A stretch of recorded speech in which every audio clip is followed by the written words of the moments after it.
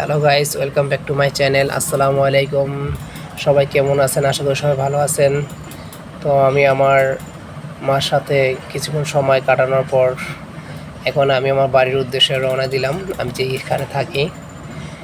তো মার সাথে অনেক দিন পর মার সাথে দেখা হওয়ার পর খুব ভালো লাগলো, সময়টা খুব ভালো গেল, কারণ জান্নাতের পাশে ছিলাম।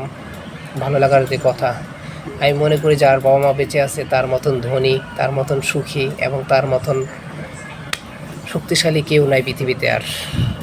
কারণ মা বাবা কী যে ধন, কী যে মা বাবা মূল্যবান জিনিস, যার নাই সে বুঝতে পারে, আর যার আছে সে বুঝতে পারে না। আমি যাদের বাবা মা আছে সবাইকে বলবো, অনুরোধ করব, মা বাবাকে খুব ভালোবাসবেন, আদর করবেন, মা বাবাকে খুব কেয়ারফুলি থাকবেন মা বাবার প্রতি। কারণ আমার বাবা নাই, আমি জানি বাবার হারানোর কী মর্যাদা, মানে দুঃখ, বাবা না থাকার কী বেদনা সেটা আমি বুঝতে পারি, কারণ আমার বাবা নাই। তো আমার মা আছে, তো আমার মা আমাদের এখানেই থাকে, আমার এখানেই থাকে, কিন্তু দীর্ঘত 15-20 দিন ধরে আমার বড় বোনের ওইখানে গেছে।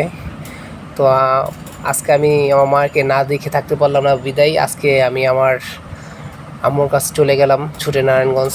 যাই আমার আম্মুর সাথে দুপুরে খাওয়া দাওয়া করলাম, কিছুটা সময় কাটানোর পর এখন আমরা চলে যাচ্ছি মার থেকে বিদায় নিয়ে।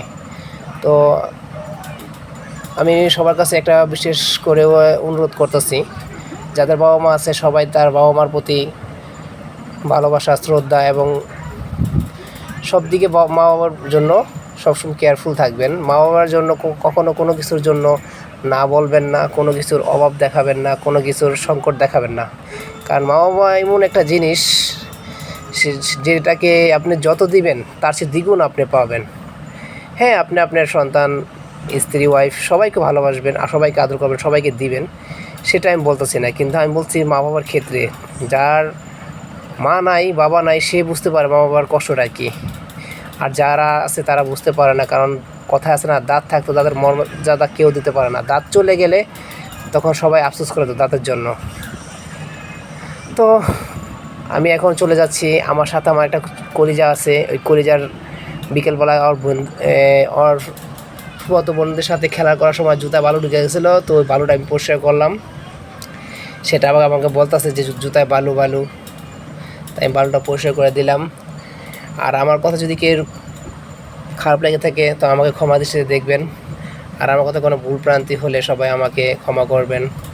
কারণ আমি বুঝি মা কি রত্ন, যার মা আছে সে বুঝে না, যার নাই সে বুঝতে পারে।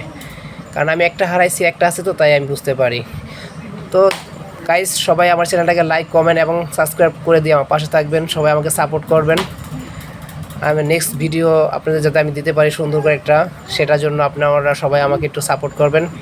সবাই ভালো থাকবেন, সুস্থ থাকবেন এবং সবাইকে উৎসাহ করি যাতে মা বাবাকে সবাই ভালোবাসবেন, মা বাবাকে সবাই আদর যত্ন করবেন, মা বাবার দোয়া নেবেন।